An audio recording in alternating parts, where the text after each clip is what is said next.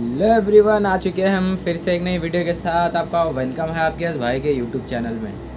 जी हाँ दोस्तों, आज हम लोग बात करने वाले हैं कि ऑस्ट्रेलिया में एक मोबाइल टेक्नीशियन की क्या सैलरी बनती है, उसको कैसी फूड फैसिलिटी मिलती है, कैसा रूम मिलता है, उसको बाकी सारी फैसिलिटीज़ कैसी मिलती है ऑस्ट्रेलिया में, और उसकी कितनी सैलरी बन जाती है। एक महीने की हो गया, एक पर आवर की हो गया, पर ईयर की हो गया, पर वीक की हो गया, उसकी कितनी सैलरी बनती है एक मोबाइल टेक्नीशियन की।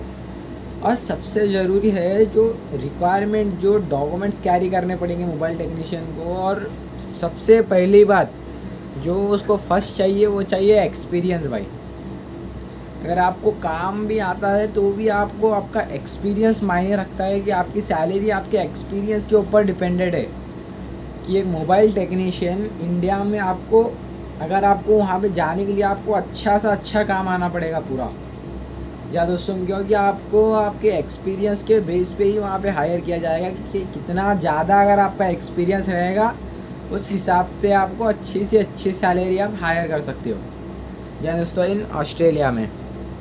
या दोस्तों, और सेकंड फॉर्म है, आपको क्या क्या डॉक्यूमेंट्स कैरी करने पड़ेंगे। डॉक्यूमेंट्स से देखिए दोस्तों, जैसे कि आपने अगर 10th पढ़ा हुआ है, फिर इंग्लिश तो आनी चाहिए इंग्लिश भाई, क्योंकि आप एनी फॉरेन कंट्रीज, आप कोई भी कंट्री जा रहे हो तो आपको गुड इंग्लिश आनी चाहिए।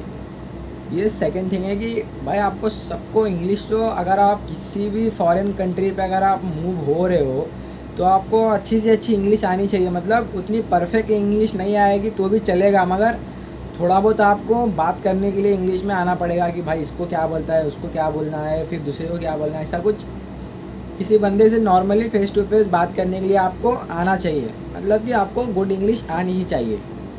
या सर थर्ड फॉर्म ये है कि आपकी क्या क्या रिक्वायरमेंट लगेगी, आपकी क्या क्या क्वालिफिकेशन लगेगी। जी हाँ दोस्तों, तो उसमें क्वालिफिकेशन मायने नहीं करती है कि भाई आपको इतना पढ़ना पड़ेगा मोबाइल टेक्नीशियन में आने के लिए, इतना डिग्री लेना पड़ेगा, ऐसा कुछ भी नहीं है। अगर आप 10th पास हो, अगर आप 12th पास हो, अगर आपने कुछ आगे भी किया हुआ है या नहीं भी किया हुआ है, आप 10th पास ही हो, तो उसके बेस पे भी आप इजीली आ सकते हो। ऐसी कोई दिक्कत की बात नहीं है कि भाई इतना चाहिए ही चाहिए, ऐसा कुछ नहीं चाहिए। आप नॉर्मली भी अगर 10th पास हो गए हो, अगर 12th पास हो, तो आप उसके बेस पे भी आप इजीली आ सकते हो। या सर थर्ड फॉर्म है कि एक मोबाइल टेक्नीशियन की इतनी सैलरी बन जाती है पर आवर के हिसाब से देखेंगे तो। या दोस्तों, एक पर आवर में एक मोबाइल टेक्नीशियन को $15 से लेके $22 तक पर आवर का उसको मिल जाता है, मोबाइल टेक्नीशियन को इन ऑस्ट्रेलिया में।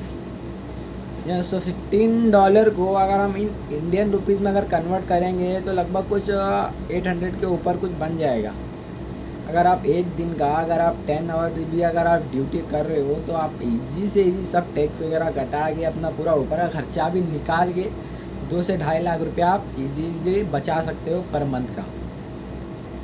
आप इन एज ए मोबाइल टेक्नीशियन में अगर आप जा रहे हो तो 2 लाख रुपए तक आप आराम से बचा सकते हो। आपका सभी ऊपर का खर्चा वर्चा निकाल के, सभी निकाल के आप आराम से 2 लाख रुपए तक बचा सकते हो। जहाँ दोस्तों, और मैंने बताया था कि आपको इंग्लिश, आपकी मेन इम्पॉर्टेंट चीज़ यही है कि आपको थोड़ी बहुत इंग्लिश आनी चाहिए। आप एनी फॉरेन कंट्री जा रहे हो तो आपको थोड़ी बहुत इंग्लिश आनी चाहिए दोस्तों, क्योंकि वहाँ पे आपके साथ कोई हिंदी में बात करने वाला नहीं होगा। माना कि वहाँ पर इंडियंस तो होते हैं, बहुत सारे इंडियंस होते हैं, मगर आपको सामने वाले से, मगर आपके पास मोबाइल रिपेयर करने के लिए सिर्फ इंडियंस नहीं आएंगे, आपके पास मोबाइल रिपेयर करने के लिए बहुत सारे अदर कंट्री के भी लोग आएंगे, वो कंट्री के भी लोग आएंगे। तो उनको हैंडल करने के लिए आपको उतनी तो लगभग इंग्लिश आनी ही चाहिए।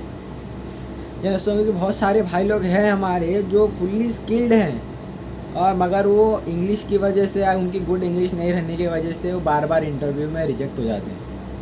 जी हाँ दोस्तों, और अगर आप आना चाहते हो तो आप एजेंट के थ्रू भी आ सकते हो और विदाउट एजेंट के थ्रू भी आ सकते हो। जी हाँ दोस्तों, विदाउट एजेंट के थ्रू आप कैसे आ सकते हो, आज आपको गूगल से अप्लाई करके कंपनी को ईमेल वगैरह भेज के आपको उससे आना है, या फिर फेसबुक वगैरह में बहुत सारे एड्स आते रहते हैं कि ये जॉब है, ये जॉब है, मगर इसमें फ्रॉड भी बहुत सारा होता है।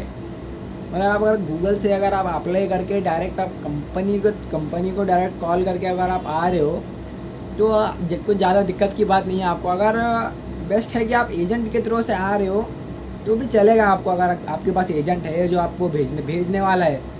आपको लगता है कि भाई बंदा मेरे को भेज सकता है, तो आप उसके थ्रू भी आप इजीली आ सकते हो, क्योंकि एजेंट के थ्रू आने में आपको कोई डर भी नहीं रहेगा और आपको कोई टेंशन भी नहीं रहेगा। मगर वो एजेंट भरोसे वाला होना चाहिए कि भाई वो एजेंट मेरे को वहाँ तक लेके जा सकता है, मगर एजेंट भरोसे वाला होना चाहिए। विदाउट एजेंट के अगर आप आ रहे हो तो आप इजीली आप गूगल से अप्लाई करके आ सकते हो। फेसबुक वगैरह में भी आते हैं, मगर क्या है थोड़ा बहुत फ्रॉड होने का चक्कर होता है फेसबुक में भी। अभी तो बहुत सारे लोग भी फेसबुक में अकाउंट बना चुके हैं, बना के भेजते रहते हैं भाई इधर भेजूँगा उधर भेजूँगा।